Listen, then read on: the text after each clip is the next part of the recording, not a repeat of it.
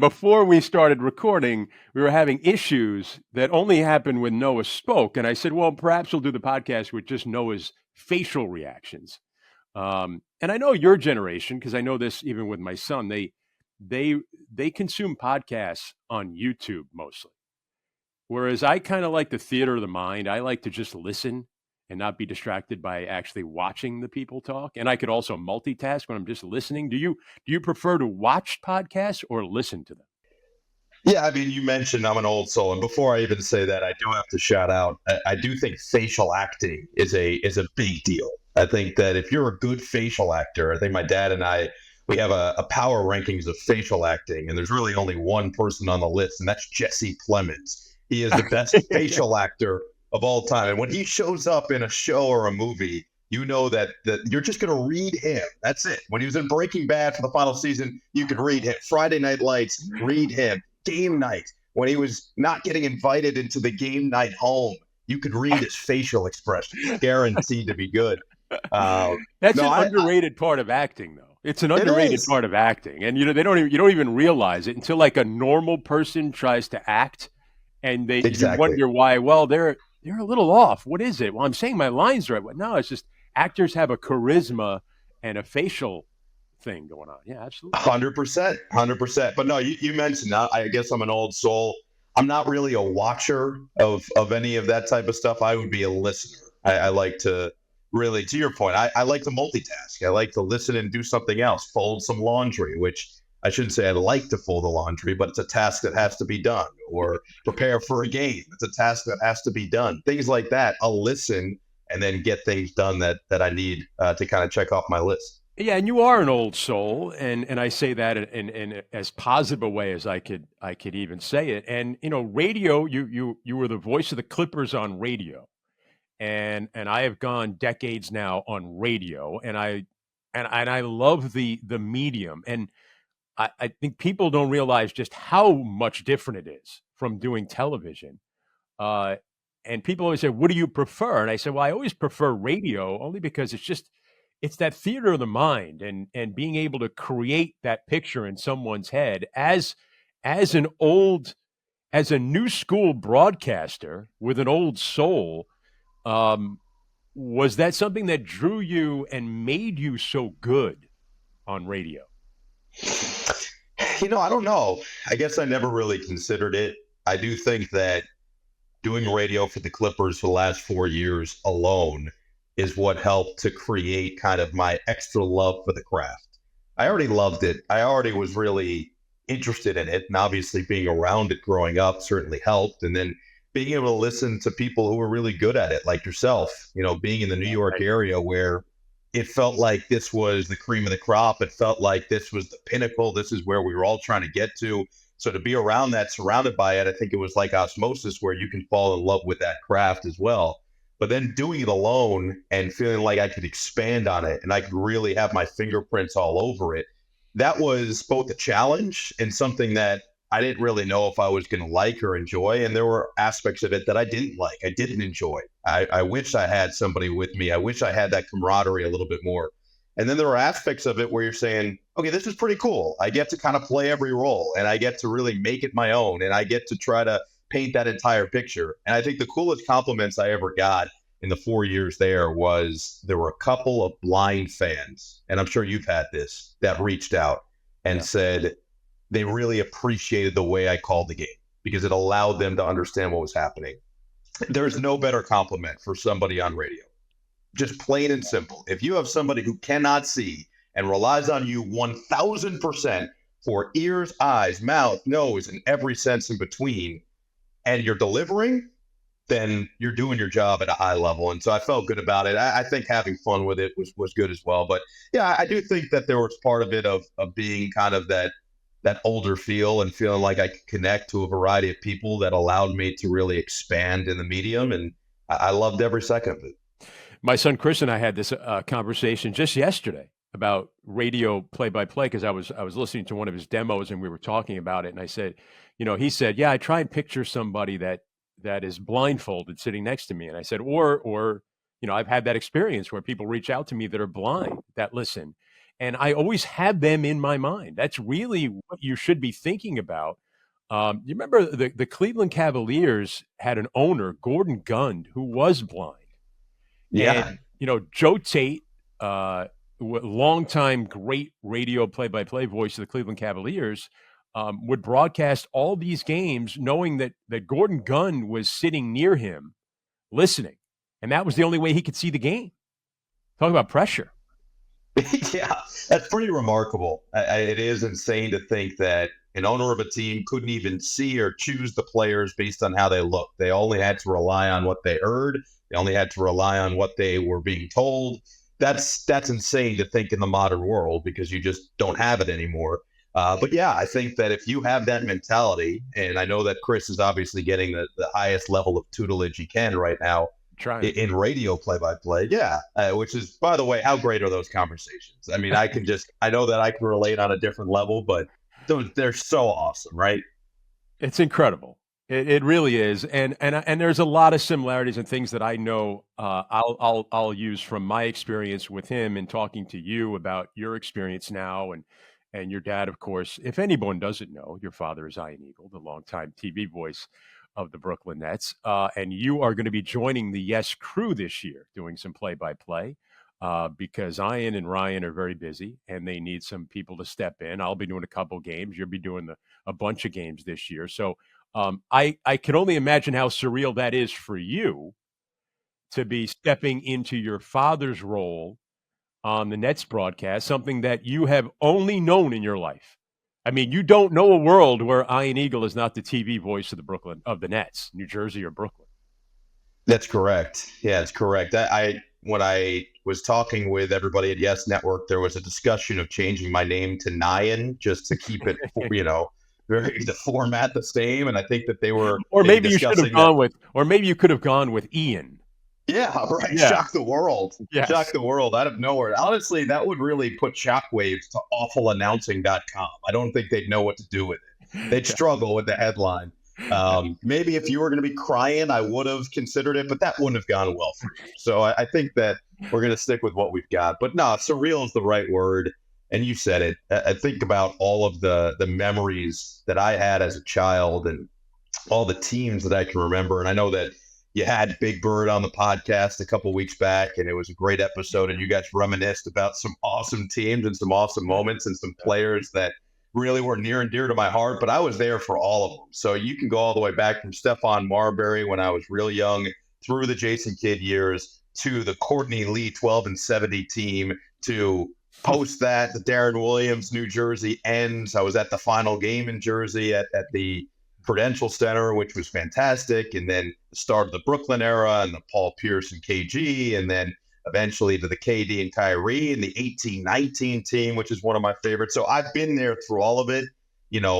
Being with the Clippers was great because I got to learn the history of that team and I got to really immerse myself in it. But this is so much easier. It's ingrained in me. And so to have that, and to your point, to have something where I can kind of step into the chair that I've seen my dad in my entire life. It's going to be weird, I think, for the first couple. It's going to be strange. It's going to feel strange, not just the same old. It's going to be that pinch myself moment. But I think once I have one or two under the belt, and with Frank DeGrace in the truck, and with Sarah Kustok and RJ and some others, which has been reported next to me potentially, I think it'll make it easy the rest of the way.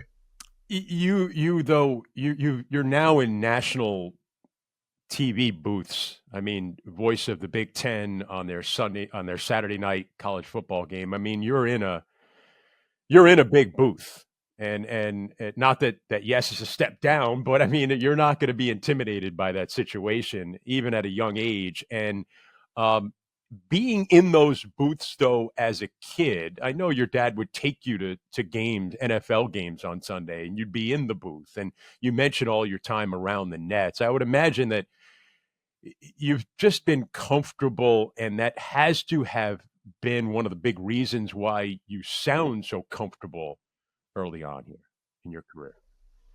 I think so. I think that it's like anything, and I'm sure Chris feels the same way, just being around you his whole life, where now he's getting into it. And And you walk into these environments and it's just second nature. It's just somewhere you've been before. It's like anything else, right? I think that we look at all these sons of NBA players that eventually get to the NBA. They act like pros at a younger age, right? They're rookies. Steph Curry was doing everything in his power to make sure he was in a good position right away. Or Jalen Brunson felt like a pro as a rookie. Well, he was around it his entire life. Kobe Bryant, the same deal. I think you could go down the long list. I think it's true of anything, right? If you're from a family of lawyers, you don't need that first experience as much. You have that first experience just from being around lawyers your entire life. And you could go through all the different examples of musicians or actors or artists of any kind or doctors. I just think that's osmosis. I think it's natural. And so, what I always say, I think everybody just expects that, okay, well, you knew what to do in the broadcasting side. Yeah, that's great. And maybe that's true that I got to see how you prepare for a game. And I got to see how, when you sit down for a pregame, how you dedicate your time and all that stuff. What always stood out more than anything else was the interactions with everybody, the friendships with everybody, the real relationships with everybody. And I think I saw that from my dad from the start, where every game I went to with him, every person he saw, it was a smile on his face, it was a smile on their face. They were talking about genuine interest in each other's lives, genuine things happening in each other's lives. And there was a real connection that he built with all those people of all different roles. And that's what I felt like I took more than anything. So, yeah, there was the comfort in the booth and there was a comfort in these environments. But I really feel like it was that camaraderie factor that I always craved. And I think we all do, that locker room feel that we don't get because we're clearly not athletically inclined to do it. But that's what I feel like I had to step up, so to speak, just like that fresh start, that head start that maybe others didn't recognize because they're so focused on the craft itself, which isn't the worst thing in the world. I just felt like that balance was really where I thrived.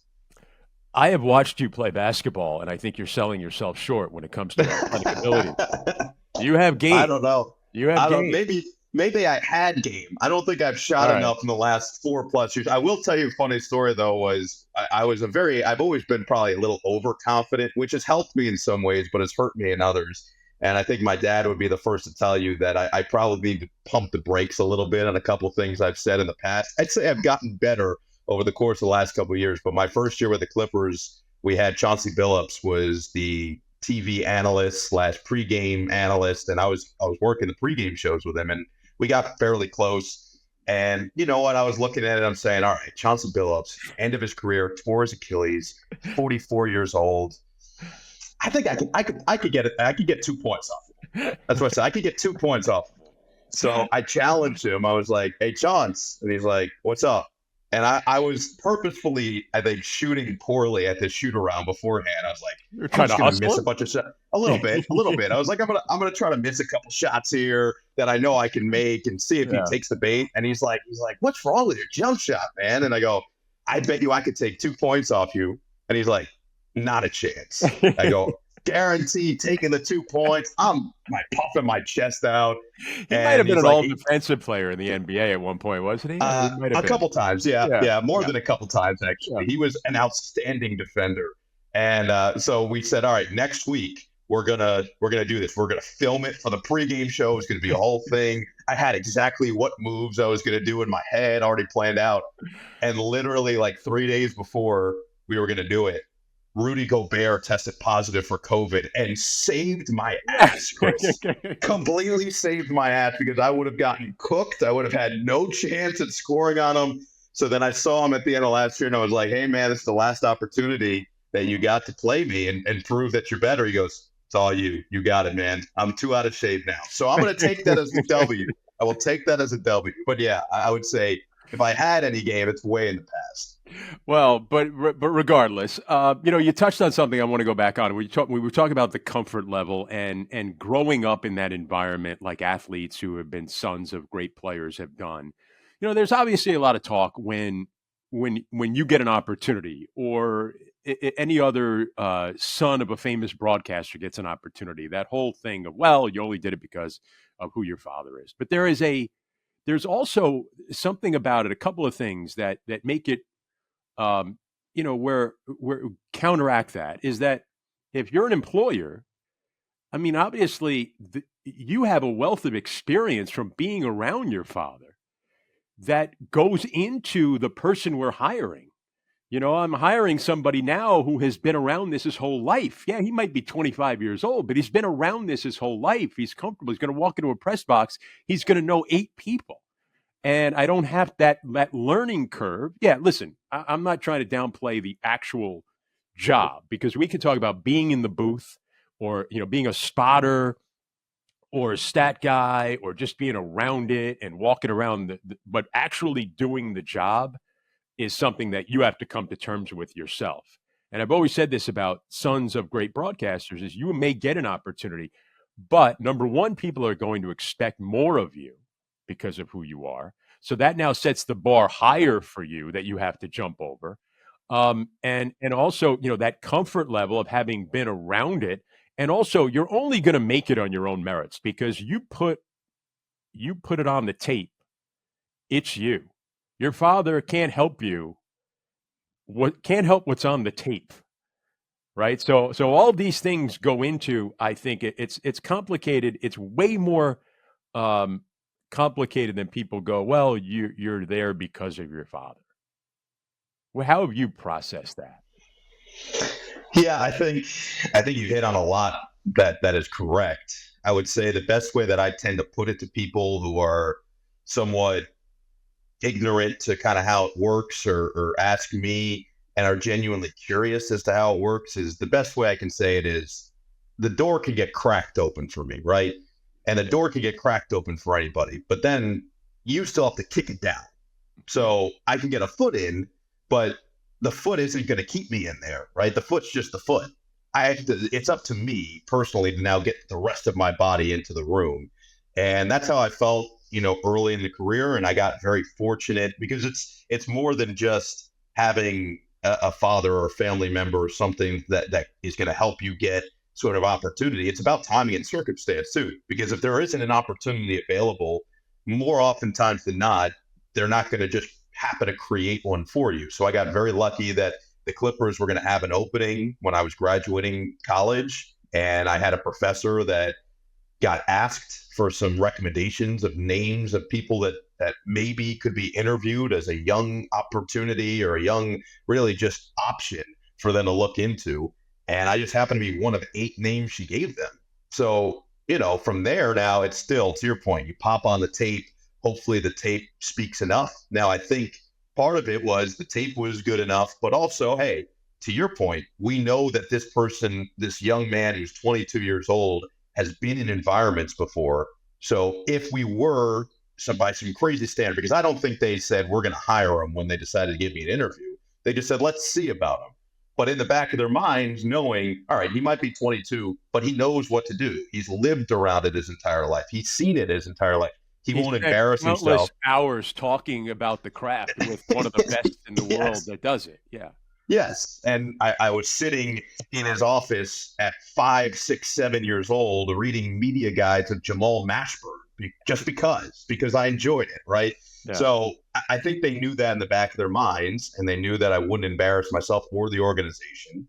And then I personally felt the responsibility, and I'll get to the whole, having to be better and live up to the potential, I guess, what people expect of you, the expectation plus the hard work factor. But what once I got that job with the Clippers, my goal was, I knew that there were other people my age that were just as good or good enough to be in that position. So what was my goal? What did I want by the end of my tenure, however long that tenure was, or even just in the moment? I wanted to make sure that I was good for them, so that now, hopefully one day, they also get hired. Those young people that are also very good. And I that was honestly I think probably the proudest moment I've had, is that the Clippers, after I left, hired another 22-year-old who has no connection, but just because he's good, just because he's going to do a good job. And it was clearly because I did a good enough job to at least give them that confidence that it could work again. And it has. Carlo Jimenez is outstanding at the job. He's doing fantastic work with the Clippers on radio. He's going to be a superstar for a long, long time in the profession. So I was excited about that. From the other perspective of the expectation, it just felt like for me, and maybe this is true, maybe it's not. But when I got to college and really lasered in on this, I didn't do anything until I got to Syracuse. But when I got to Syracuse, I said, I'm just going to work twice as hard. I'm going to work twice as hard as everybody else because I have to. And again, I don't know if it's true or not, but it's what I felt I had to do. It's what I feel I still have to do. And so I just said, I'm going to put in more hours. I'm just going to put in more work. And I'm going to just work so hard that everybody around me, maybe not the people who don't know me or don't see me, but the ones that see me are going to have zero doubts as to why I am where I am. And that's kind of the mentality I've taken with me. Well, we could just see in your answer there and what you just said, there's a maturity level that I know you all your life, but I'm still blown away by it because that perspective that you just articulated about getting in that job and not thinking, well, I'll show everybody how good I am, or I'll show them why I'm better than everybody else, and I didn't just get this opportunity because of who I am. No, your thought process and your mindset was, um, I want to make sure that I perform well at this job so that others can be helped by it. And I think that's an outstanding attitude to have in anything in life. I mean, anything you do, you should be looking to how could I serve others? And I think whether or not that's the main goal, it still is the something that will, I don't know, it's just a mindset that the world will give back to you in kind. And I think that's a great example for people. And I have no doubt, had no doubt that you would have that kind of perspective, knowing who you are. Let me ask you this: you said you grew up with it and you watched your dad. Um, did you ever consider anything else? Was there anything else that or was this like, this is just who I am, and there's no way I'm doing anything else? Yeah, I don't know if you were one of the people I said it to or not when I was very young, but this I've told this story publicly. I'll tell you as well that when I was young, I don't know what age this stopped, other than maybe 18. I told people I wanted to be a TV dentist, which is not. Wait a minute. That's not a thing. Yeah, no. It's you could be confused because everybody was confused. It was shocking. I think both my Like parents looked at me. you wanted to play a dentist on TV, or you wanted to be a dentist to the stars, or you wanted to, Yeah, what is yeah. that? All of it was surprising. I think my parents were a little bit concerned that maybe I was adopted somehow, or maybe that my dad Fell was on your head at questioning one point? whether, Yeah. yeah, whether I belonged to him. He didn't know, I think, at this point. But no, I don't know how long I went with that. I think what my mentality was like Dr. Phil filling a molar or Dr. Phil installing a crown. The problem is nobody at 2:30 on a Wednesday is, you know what I really want to see right now, honey? I really want to see how he handles this gum disease.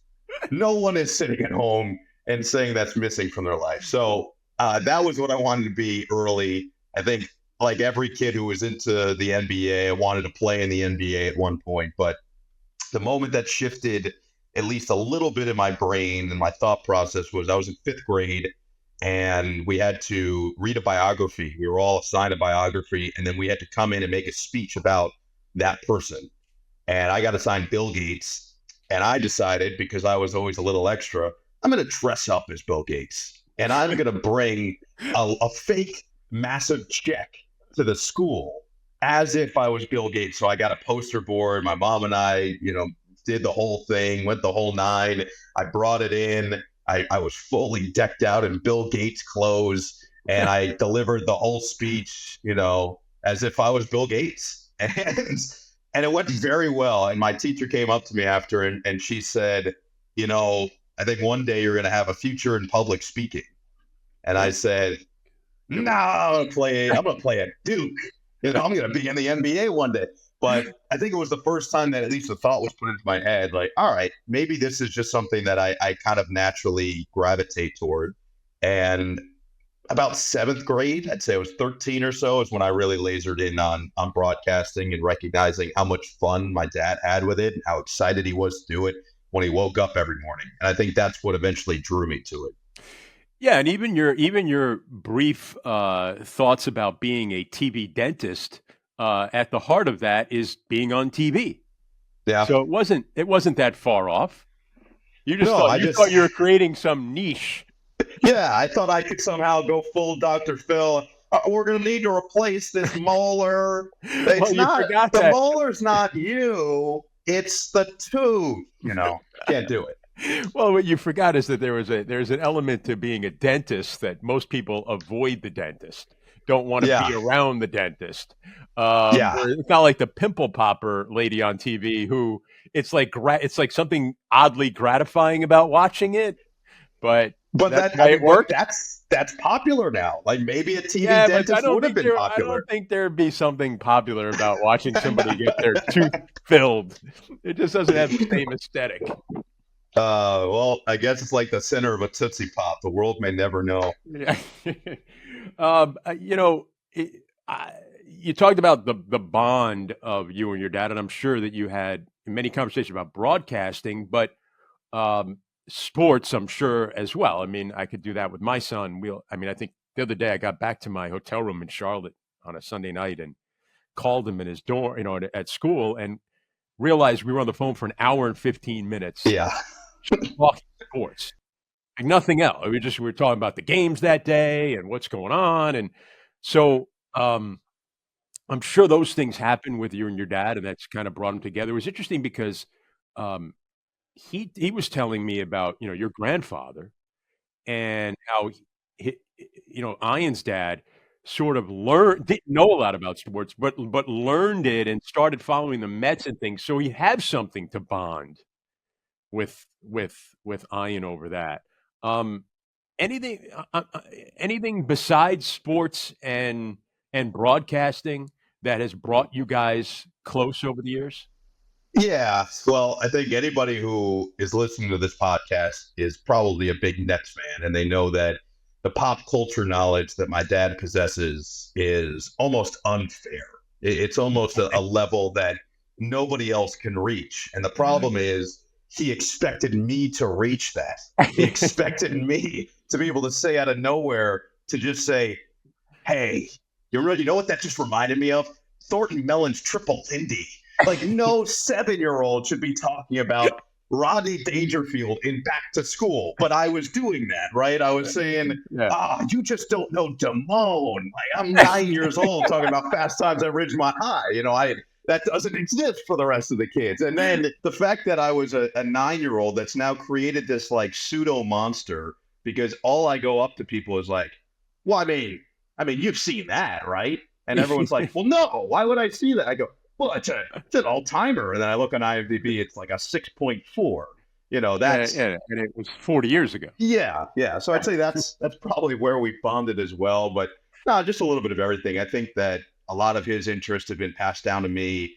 A love for comedy, which comes from a variety of places. Both comes from my grandpa, comes from him as well. And so things that we just share in that sense. And then, just talking about a little bit of all of the world and my mom and my sister. And so it's all encompassing at that point. But the pop culture is definitely something that got passed down. And I can't wait to stifle Sarah Kustok on it. Do you make him aware of current things in pop culture that maybe he wouldn't be aware of? I know I'm always learning a lot from my son. As much as I try to give him the old stuff, similar to what you were talking about with your dad, I'll be like, "Oh, you remember?" And he kind of shows no interest, and be like, "Yeah, but Dad, watch this guy, or have you seen this? You should really catch up on Rick and Morty." Like he'll give me that kind of stuff. Yeah. Do you try to do that with Ian? Is he open to those kind of things? He is open now to a certain degree. I think I stopped on certain things where I recognized, all right, maybe he's not going to be as into this music, or he has to just find it on his own and then come to me and say, wow, this is actually pretty good. I will say, most of it, I don't even need to tell him about. He's very up to date. I mean, he just stays current on everything. You can't stump him on anything. He wants to know about everything. And he knows names of actors or musicians or people that no one else knows. Like, I'm talking about seventh in line as a character actor on The Facts of Life from one episode. Well, that stuff is the old stuff I know, and we But talked about that. even- He's the got to new clear out the stuff. hard drive a little bit, but yeah, the new stuff is he's on it. He's on it. That the references he makes on TV of new and old, like it doesn't happen by accident. No, no, it doesn't. No. It's all genuine, and I think that's what people don't expect. That people think that he researches it. No, no, no. He just naturally follows it. He's naturally plugged in. So no, I wouldn't say that I'm keeping him up to date all that much. Although I will say that that's something that I enjoy doing sometimes with the audience and just with people. And one of the funnier things that happened when I was with the Clippers was so my stats guy for most of my tenure there was the late great Dennis D'Agostino, one of the greats Yeah, of all time in the profession, who absolutely. Yeah. unfortunately passed this year, and we built a wonderful relationship. He was a wonderful, wonderful man, Yeah. and well, he maybe made me laugh as hard as any person had last year because every time during a game when there was 3:05 left in a quarter, I would say shout out Pitbull because I just thought it was funny. And Mr. 305, I just thought Pitbull Yeah. was funny. My friend and I had this inside joke about him, and so it was kind of a shout out to him. And then my host loved it, and my engineer, big brother Jake Warner, loved it. And then the fans started to reach out to me. They're like, shout out Pitbull. I get people screaming, shout out Pitbull at these games. And so at the end of the year, close to the end of the year, Dennis called me and he was just like, when you first got the job with the Clippers, I was like, what is this guy? He's doing a game completely different than I had ever heard a game being done. And he's just having so much weird fun and saying weird things. And I was like, yeah, yeah. And then he goes, I got to be honest with you. The more I worked with you, the more I realized like, it just works. It's just good. And I'm like, oh, Dennis, that's amazing. He goes, I never knew who Pitbull was. And now I know how amazing he is. And I'm like, oh my gosh, I've somehow made Dennis D'Agostino a Pitbull fan. He somehow now knows about Fireball and Time of Our Lives and these crazy things. You would have never thought about it. So I do love that. And I think that my dad kind of takes that challenge the same way. I'm so glad we got to talk about Dennis D'Agostino in the podcast because I was good friends with Dennis for a long time as well, going back to his days with the Knicks, and he's a Fordham guy, and just picture him right now in his honeymooner's tie. He was out there on the West Coast, and always loved talking about things back east. He was a New York, New Jersey guy. He just, oh man, yeah, it really was devastating when we lost him this summer. Not to bring it, let's bring it back. Dennis would not want us to wallow in any kind of This is true. sorrow about him right now. He's listening right now. And you're back on the East Coast after being out your whole life. You're an East Coaster. You're a Jersey kid, New York area, went to Syracuse, and then you go out to be the voice of the Clippers out in L.A. Was there ever a moment where you thought, wow, I like this, or is getting back East something that was important to you? I know your parents are happy about having you back. Well, they say they're happy. We're gonna test that out in about 5-6 months and see if they're sick of me by then. But No, absolutely not. I'd say that they were You're not going definitely to see your father anyway, so yeah, that's a fair point. he's never around. Yeah, that's a Yeah. fair. I would say the best part for my mom is she called me the other day and she's like, I got to be in the city early on Thursday. Maybe I'll just stay in your apartment. I'm like, okay, you got it. I'm not even going to be here, so I'm going to be on the road anyway. So yeah, take it, no problem. No, it's been great. I would say there are aspects of LA that I really enjoyed, and being outside 24/7 for the most part was great. And when you got home from these road trips and it was 3 in the morning and it was still 60 degrees, that was great. But there were aspects that I really missed about New York. I love walking, and being in the city is, I mean, the most walkable place you're going to be. You can't You're walk living in in LA. Manhattan now, right? You're in Manhattan. Yes, yes. Yeah. I can't. You could walk in LA. There's no walk. If you walked in LA, you were looked at as a crazy person. I've tried to do it, and literally someone pulled over and questioned if I needed help. I didn't Yeah. need help. I was just trying to enjoy my Wednesday afternoon. But no, I think that part's big.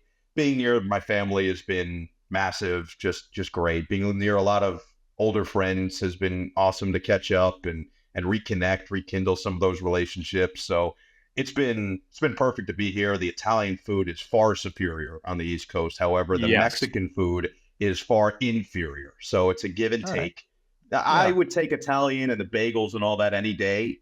Although now I will say, anytime I go somewhere where I know the Mexican's going to be good, I do have to get it. I will also say for anybody who's in the city, there's a place that just opened up this summer, right when I got back. That is an LA Mexican place. It's a small chain in LA. I think they only have three maybe restaurants out there, and they did put it in New York. It's called Soul, SOL, and it's good. All It's right. as good of Mexican as you're going to find on the East Coast. Highly recommend for anybody who was looking for a high level burrito, maybe a quesadilla, a taco, whatever you like. Yeah. But it's That good. don't just that and it's similar to when New Yorkers go out to LA and then, I remember Larry King opened up a Brooklyn Bagels, Yep, which I would go to when we were in Beverly Hills. And I think he imported water from have New to. York or something like that. Yeah, to get the bagel the right way. It's bad. It's bad. And everybody out there just said I was a snob, and I said that's fine. I'm happy You're a being a bagel snob. snob. Yeah. I'm cool being the bagel and the pizza snob.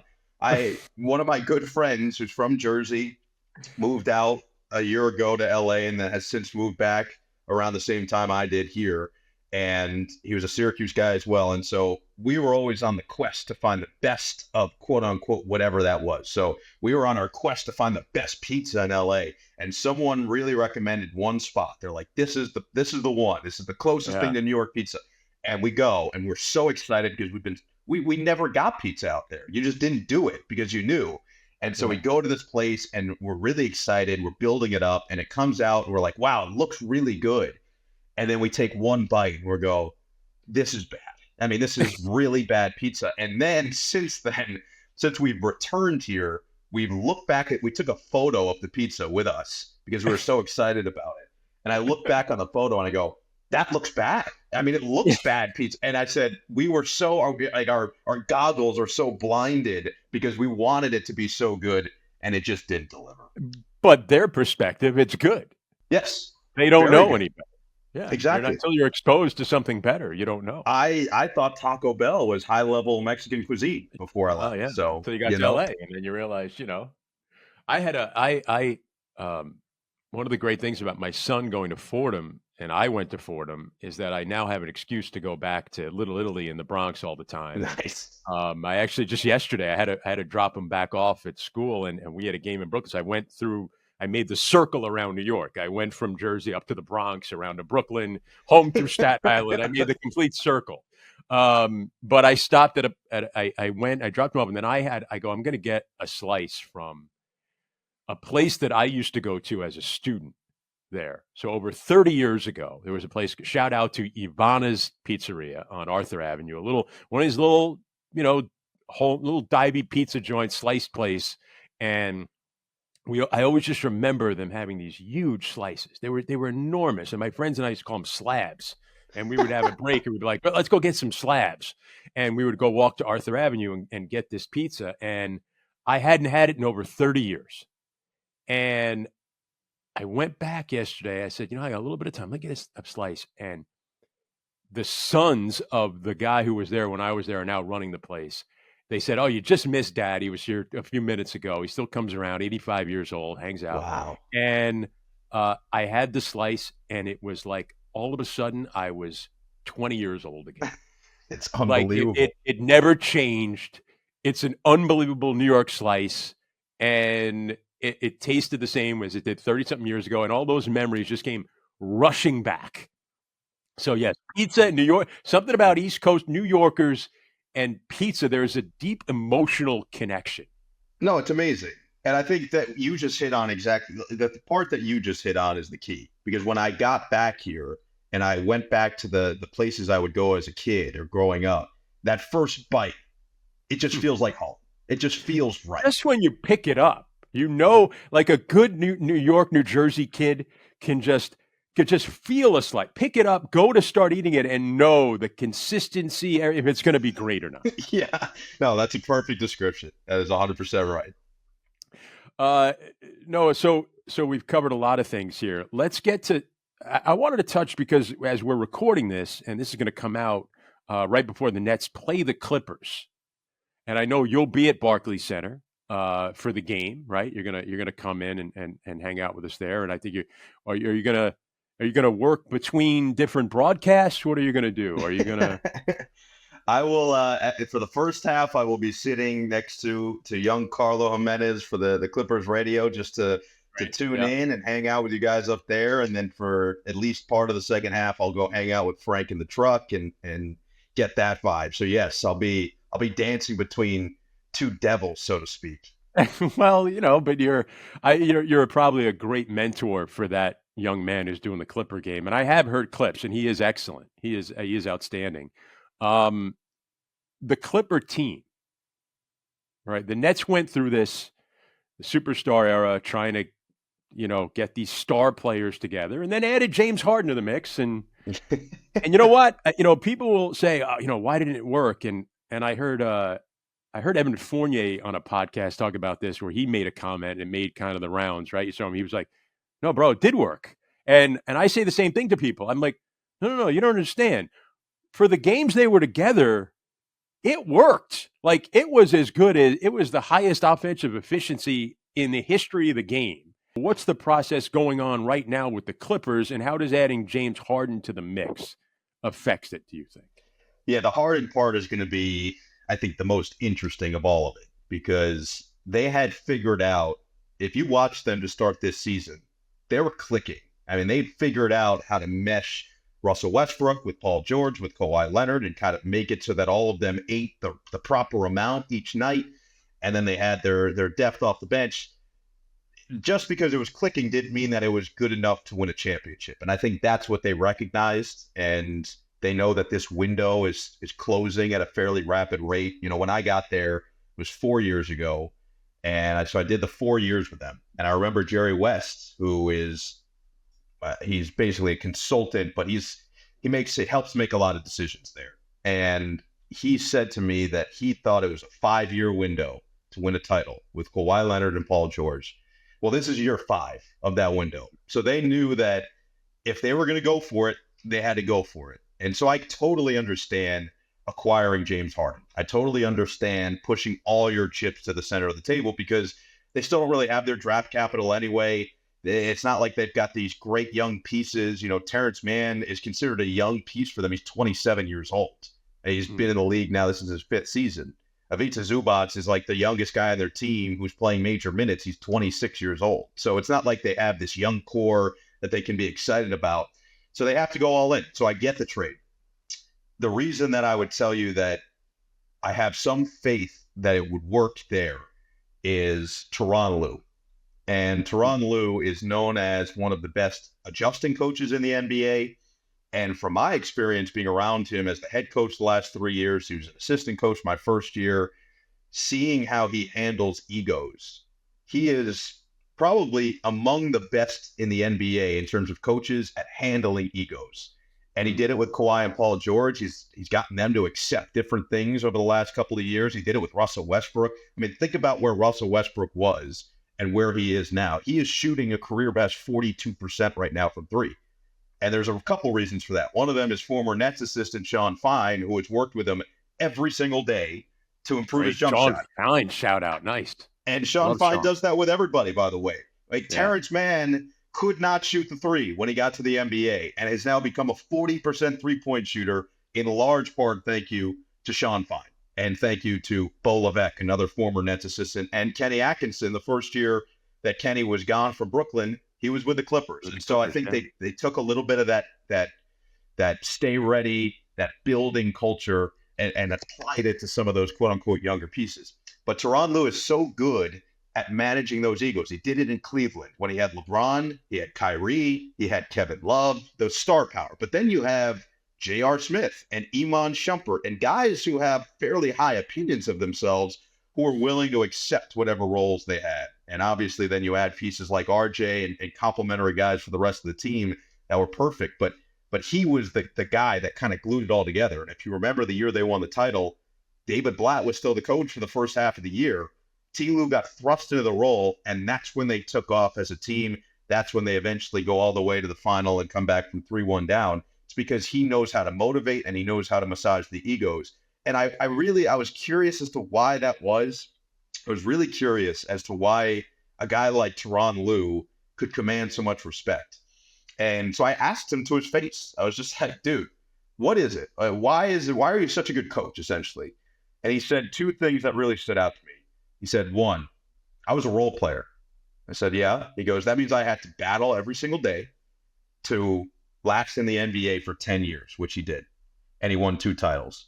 So as a role player, he said, one, everyone respects that I battled my ass off. And two, I could relate to every person on the team. I could relate to the role players on the team, and I can relate to the stars on the team because I played with stars. And that leads me to the second point he made, which was he has respect because he played with Shaq, Kobe, Michael Jordan, Tracy McGrady, prime Dwight Howard, and the list goes on and on and on. He played with some of the biggest names the game has ever seen. And so when you have that, you have a guy with that experience. Now I've watched as Kawhi Leonard, as Paul George, and as I'm sure James Harden at some point will go up to him and say, well, what did Kobe do in this situation? Mhm. What did Michael do in this situation? And so I do think that would be the reason that it has a chance to work. On the other side, there's one ball. I mean, it's the same discussion as the Nets, right?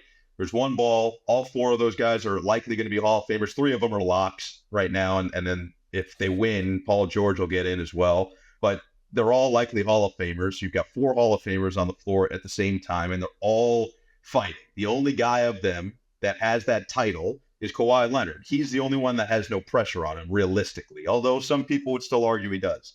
The other guys have a lot of pressure to sacrifice the right amount. So I'll be curious to see what it looks like moving forward.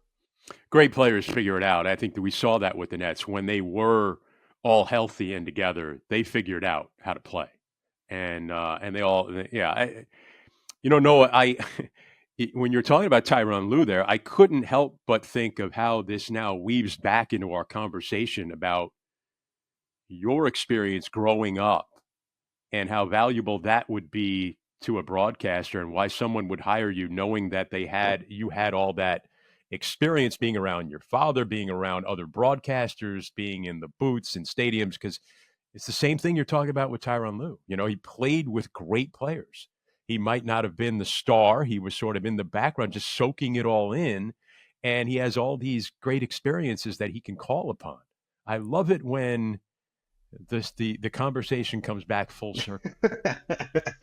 That's professional work right there, Chris. There are a couple of things I want to go back to before I let you go, because you've been very generous with your time, and I really appreciate that. In regards to your story here in the Clippers, okay, and you mentioned 2 things. That we talked about the Clippers, and we talked about you being a kid doing a report on Bill Gates. All right. Well, now to get the Clipper job, you have to go interview with the owner of the Clippers, who was the guy who started Microsoft with Bill Gates, right? Steve Ballmer. I mean, now you're 22 years old, I think. You're a senior at Syracuse, basically, or maybe you just graduated. And now you're being summoned across the country to go meet with Steve Ballmer. I mean, what can you articulate that experience for us? Unique for sure. I don't think I'll ever get an experience quite like it. And to your point, that it was funny because that thought did cross my mind. The Bill Gates to Steve Ballmer thought when that happened, because I didn't know I was going to be interviewing with Steve until I interviewed with the Clippers. So I got a call. I was still in school at that point. I think it was right after we got back from the NCAA tournament. Syracuse lost in the first round of Baylor in Salt Lake City. I flew back, and I had been doing a radio show on Monday evenings. So I was driving to my radio show, and I got a call from an LA number I didn't have. I answered it. It was a big booming voice by a guy by the name of Nick Davis, wonderful man from Brooklyn originally. And he basically said, Ralph Lawler is retiring after 40 years with the Clippers. We're looking for a replacement. Your name was given to us. We'd like to interview you and audition you next week. And I was like, I thought I was being punked. I thought Ashton Kutcher was going to pop out something. I thought there's no way. But sure enough, it was truthful. So I flew out. I interviewed with the team and auditioned that day with Corey Maggette, and went well enough that I got back the next day, and I just started working with my agent, and he called me or texted me, and he was like, Steve Ballmer wants to meet you next week in Seattle. I was like, whoa, all right. I guess this is a good sign. So I just flew out Seattle, and I remember there's a couple things I remember. First thing I remember was when I got there, it wasn't Seattle. It was Bellevue, Washington, which Hmm. is, I Beautiful area. mean, that's where all of the tech billionaires live. And Yeah. so it is pristine in every way, shape, and form. I was Yeah. blown away with how nice this area was. And the hotel was very nice. And so I remembered that. Second thing I remember is what I had for lunch that day. I showered and got into my suit, which was the wrong choice. Don't do that, then go get something to eat. You're just risking so much. So I'm in my very it's a very nice suit. I still have it. I wore it recently, actually, for our biggest game this year, football wise. It's this light blue suit that always kind of pops out. And I decided, what would be a really good idea right now? You know what I could get? It's 2 minute walk or whatever, 8 minute walk. I'm gonna go to California Pizza Kitchen. That's gonna be smart. So I go there and I get a pea soup and a pizza. And I'm like, this is gonna fuel me for this interview, and I eat it in a full suit. And then I walk back to the hotel. That's what I remember more than anything is how Oh, stupid that was. Like I well, easily could have just gone in normal clothes and then changed into my suit. But I decided it'd be a good idea. You know what? I'm going to get suited up and eat a pizza. So I did that. And then I go to interview with Steve, and I remember that they reach out to me and they say, please call when you get here so we can give you directions for the elevator. And I was offended. I was like, man, they must think I'm so young. I don't know how to use an elevator or something. And I get there and there's no buttons. And I go, okay, I get it. So they call me, they go, you take elevator 7, and it pops open. And I walk in, they go, floor 87 coming up. I'm like, what? And it just yeah. shoots you like Willy Wonka at the end of Willy Wonka, the Chocolate Factory. It shoots me up. Gene Wilder, I wish he would have been there, would have calmed my nerves. Like you're an But Oompa Loompa. yeah, 100%. 100%. And so I get out there. They say, all right, go wait in this room. Steve will be in there in a couple minutes. Beautiful scene. It's overlooking this body of water. It was amazing. And I'm waiting there, and he gets in there and he goes, I said, hey, Mr. Balmer, it's great to meet you. Call me Steve. And he sits down. He was sitting kind of on his leg the entire interview. And it was an hour and a half straight of just a Wow. conversation and a lot of questions. And he took a genuine interest in things I had to say. And I felt really good about after the Clippers interview and audition. I felt really good. After this one, I remember calling back to my parents and they're like, how'd it go? And I was like, I don't think I'm going to get the job. I disagreed with him on a lot. I went against him on a lot of things. And they're like, really? Really? Like what? And one of the questions he asked me, and this is all comes back to growing up in the New York area and listening to you and listening to my dad and listening to Mike Breen and listening to everybody else that's been in this market. He asked me, what's your position on being a homer? And I said, I will never be a homer. It takes away your credibility. I said, I grew up in the New York market. Nobody's a homer there. If you're a homer in New York, you're looked down upon. That's a problem. And so he said, I disagree. I go, well, I disagree with you. I don't know what to tell you. And he goes, well, let me tell you my mentality. And he explained it. So then I explained a little bit further what I felt, and he came to terms with it. But he's like, I see where you're coming from. I still don't agree with it, but I see where you're coming from. So after that, I'm like, there's no way. But apparently, he I guess appreciated my honesty and was willing to listen a little bit more. And it was all good. The only time I ever heard from him about that was my first year was the third preseason game I ever did. So the first two we were in Hawaii, which was unbelievable. Although the second one was against the Shanghai Sharks, which was a challenge. And then we get back and we play this team from Australia.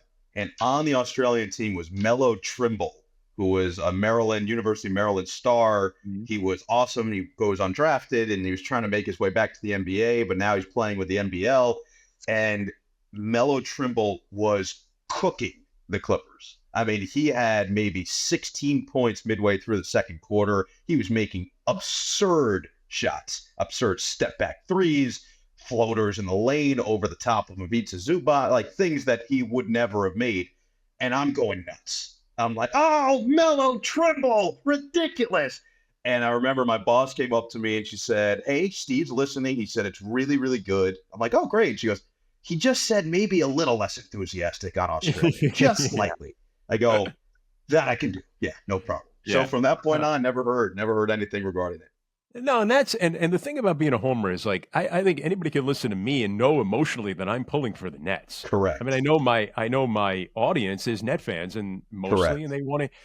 they want to hear it from a Nets perspective. But at the same time, you want to be professional and you want to present the game in a professional manner. And also, I've always said that even people that I've worked with before over the years, it's like the fans know. The fans are not stupid. And I can't tell them things are great when things are bad. Because then on the flip side of that, they'll never believe me when I tell them it's good. So if Yeah. I'm quick to point out when things are not working right or things are not good or this is not good, then when I do tell you to be optimistic, you're going to have trust in me. And I think that's kind of that's the essence to me of being a broadcaster for a team. Yes, 100. And the way I described it to Steve was exactly what you said. I said, let's say that this is down the middle, and then on either side is the complete extremes. I'm not directly in the middle. I said I'm skewed towards the one side, but I'm also not directly on the extreme side. I said Yeah. there's got to be a balance there. And I think actually there was a great example that I remember I was listening to your guys' broadcast. I think it was 2 seasons ago where it was Nets Heat, and I think Bam Adebayo hit a big time game winner. And I remember you called it as the highlight, but then you quickly framed it in the Nets' point of view. And that's all you have to do. If you're a voice of the team, you still owe it to your audience to call the highlight. The other example is every single time I see the play of Kobe Bryant dunking over Chris Humphries and Gerald Wallace at Barclays Center. Might have been the first year in Brooklyn, actually. It should have been the first, I guess, 100% if Gerald Wallace was there. First year in Brooklyn, dunking over the two of them. Every time it's my dad's call. Like there's still a source of pride that means that you did a good job on the call. Now, was he excited that the Lakers went up on the Nets in a critical moment of the game? Probably not. No. He very much would like to see the Nets win every single game. And he'd very much like to see the Nets play well every single game and highlights be in the Nets' favor. But it's just not how the NBA works. It's not how sports work. It's going to happen in the other favor. So you still owe it to yourself and your audience to do the plays justice. And that's essentially what I try to tell them. Let me slip this in here. Is there a story you could tell us that would embarrass your father? This one would be fairly good. I mean, I told this when he won the Marty Glickman Award at Syracuse my senior year, and people loved it. People came up to him. I think all about this after came up to me. So I don't know if you know this or not, but when Uber started, have you heard this story? I have not heard that. I Okay. don't know. So my dad's he's just not someone who likes to adjust. He's stubborn in No, his very ways. routine oriented. Yes. Very much so. Very much so. So for example, when the iPod first came out, he goes, I'm good. I have a Walkman. Like he wanted to stay with what was in the past. Like, I have my CDs, I have my CD player. I'm like, no, this is better though. It's all in one place. He goes, nah, too much work, too much. And then finally, I think against his will, my mom got it for him against his will. And within a week, he's like, it's pretty good. Yeah, it's pretty good. So it's a lot of that, right? And I remember when Uber first came out, he was like, I'll just take cabs. Why would I do this? Why am I giving my info away and all of that? I don't want to, what am I trusting a random car and a random person, right? Which a lot of people felt, I guess, but he was very adamant for much longer than all those people. This lasted maybe a full year after Uber really hit for him to get on and join the crew. So my mom, my sister, and I, we had all been Uber users at this point. And so finally, we somehow convinced him his off season in the summer, hey, just join Uber. It's going to make your life easier when you're on the road. There's certain things it's just going to be good for you. He's like, fine. So he's sitting in his office and he's like, all right, I'm going to join now. So 5 minutes go by, 10 minutes go by. I'm kind of off in my room. My mom is off somewhere else. My sister's downstairs. And he's like, Noah. I'm like, yeah. And I go over. He's like, how many questions do you have to answer for this? And I was like, I don't know, a couple. He's like, just feels very personal. I'm like, yeah, just answer whatever they ask you. It's fine. Like, it's all good. You're Because I just overthinking thought he this. was being ridiculous about it. I thought he was just saying, this is ridiculous that I have to give any of this information, my phone number, or anything like that. And so 5 more minutes go by, and he's like, this is insane. I'm giving you my social security number. And I'm like, all right, hold on. So now I go in there and Oh, you're doing something wrong here. I'm like, what's happening now? What do you? Let me look. And I look and it says, congratulations, you've been approved to drive for Uber. And he registered himself to be an You Uber mentioned as a driver. driver, not an Uber rider. And yeah, his rating's very Oh low, my so it's god. not good. It's not going well. But yeah, that Did one. he give it did he give it a shot? No, Did I he don't go think he out and did. I think he quickly called and said, "How do I get rid of this?" They got rid of it for him, and ever since his passenger stuff has been fine. But yeah, that was a tough one for him. It took a long time for him to register it too. You're doing something wrong here. He went viral a little bit when he was on my podcast earlier, and I asked him about a movie that made him cry, and he Yeah. talked about The Notebook. I know you have an affinity for the movies. So do I, and so does Ian. I would kind of go back to the Jimmy V thing and his speech about everybody should laugh, cry, and think every day. So, um, what is there a movie that made you cry? Are you a crier, Noah Eagle? I would say for the longest time I wasn't, and there was only one movie that got me bad when I was young. Now there's different types of crying. Like I was really young watching some movies that maybe I shouldn't have, and my dad will tell you the story of me watching Ben Affleck's Daredevil and crying because of something that happened in that movie when I was like Yeah, 5 or however old I something was when the movie came out. That one something that wasn't as made me good. emotionally something that made you emotional is what I should Yeah, say. I Yeah. would tell you that the one movie that got me, and I remember vividly watching it with my mom and sister, and because I think my dad had already seen it, which is the case many times because he's on the plane or whatever and he's watching all Yeah. these by himself, like the Notebook with a burly bearded man. I would say that the one was The Pursuit of Happiness with Will Mm, Smith and Jaden Smith. And mm. I remember the exact moment in the movie.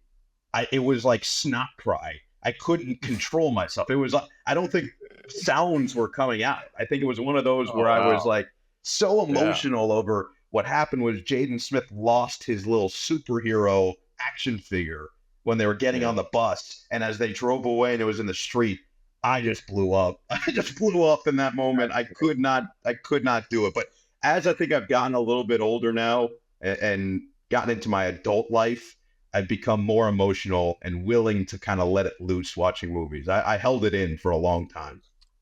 Wait till you have kids one day, Oh man. and Well, then it'll then I it think my even dad, gets the even one more. movie, I will say this, the one movie that my dad has still not watched that I've told him he has to. He watched the first, I think, 20 minutes on a plane and probably wasn't in the right mindset and turned it off.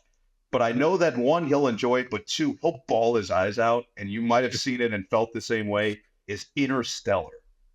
If you've Oh, seen it, yes. Oh, yeah. like that The is Christopher Nolan film with Matthew McConaughey and, yeah, trying to I connect cried. with his daughter when he's in space. Yeah, Yeah, oh, I man. cried, and Yeah. I don't have kids yet that I know of. I just I couldn't contain it because I could feel Yeah. all the same emotions. So 100%, I think you're 1,000% right. I will say there was one movie that he didn't mention that he did cry in, but I'm not gonna spoil it. Next time you have him on, you're gonna have to ask him again. Oh, he's holding out on us. Oh He's yeah, holding out on us. What about laugh? What makes you laugh, Noah Eagle? Do you have the same kind of sense of humor as your father, or would you describe it differently?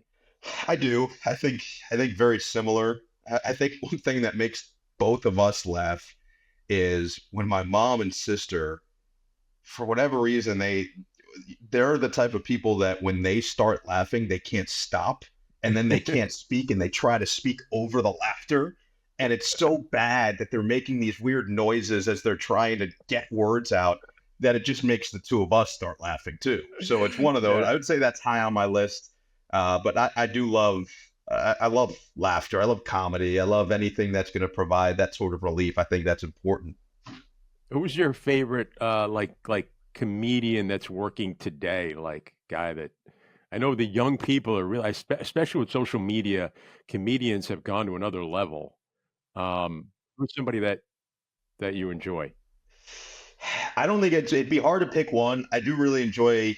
I like Bill Burr. I think he's smart. I think that he sees things in a unique way, in a different way. And the way that I like to judge comics, and I don't know, I can't remember if you asked my dad anything about this. I know that his dad, his favorite comic of all time was George Carlin. And I tend Mhm. to agree with that. I think George Carlin was Brilliant. unbelievable. And I watched the documentary about him, and it was just so interesting to kind of get that peek behind and see what he was all about and see what made him him. But I love the craft of that as well. I love kind of seeing the craft. I love going to comedy shows if I can and kind of seeing these newer comics up and coming. There are a lot of really good ones right now, and there, to your point, the TikTok stuff I think has really blown up a lot of them. You know, the Matt Rifes of the world, who has really just kind of become a phenomenon out of nowhere. But there are others that I think are just really smart and are starting to get specials, and they're starting to get some attention. You know, I think Kevin Hart early in his peak was really entertaining to me, and always made me laugh. I think there are a lot that really made me laugh, but Bill Burr is one that I feel like anytime I see something of him, I'm consistently at minimum chuckling, which is all I ask for. I have to watch the Netflix movie that he made about the dads. Have you seen that yet? I don't think I've seen it yet. I got to watch that. That's one I've got on my list for a flight somewhere. Oh, Download that's that baby. that's big time. Yeah, I would agree with you. I'll have to add it to mine as well, which is ever growing, as you can imagine, because every time I finish a series or a movie, I get a call from you know who, and he's like, "You got to add seven more to your list." I'm like, "7 more? What is this? This is a full time job on top of a full time job." Yeah, no, you spend a lot of time on airplanes, and Yeah, not always conducive to getting work done because it's a tight space. So sometimes just watch a movie, just yeah, relax. I'm with you. Finally, I always ask people if you could put something outside the Oculus at Barclays Center that would sum up your a slogan or something you live by, something you want to get out to the masses. Everybody would see it. Is there something that you can put up there to tell people? So I would say I'll go back to what I actually used on my high school yearbook quote, because it goes back to what we talked about earlier. And it's something that I just have felt for a long time. And it is, leave things better than the way you found them. That's how I always live. That's how I feel like everybody should live, of putting good and allowing that good to now matriculate into a situation. And then when you're no longer in that situation, hoping that it continues. And I felt that from when I was in high school to college to professional life. And so that's kind of how I live, and try to make sure that I'm maintaining that. And as long as I keep that perspective, I know that I'm kind of heading on the right path. And that's all I can ask for. Leave things better than you found them would be Yes. that succinctly summed up by Noah Eagle. We really appreciate you doing this, Noah. We've kept you a long time. Uh, and I thank you for joining us. This was really fun. Look Chris, this was forward a to blast. This seeing you. was an honor, man. You kidding me? I've been long awaiting a chance to join the Voice of the Nets podcast. So this was big time. I appreciate you having me. Thanks, Noah.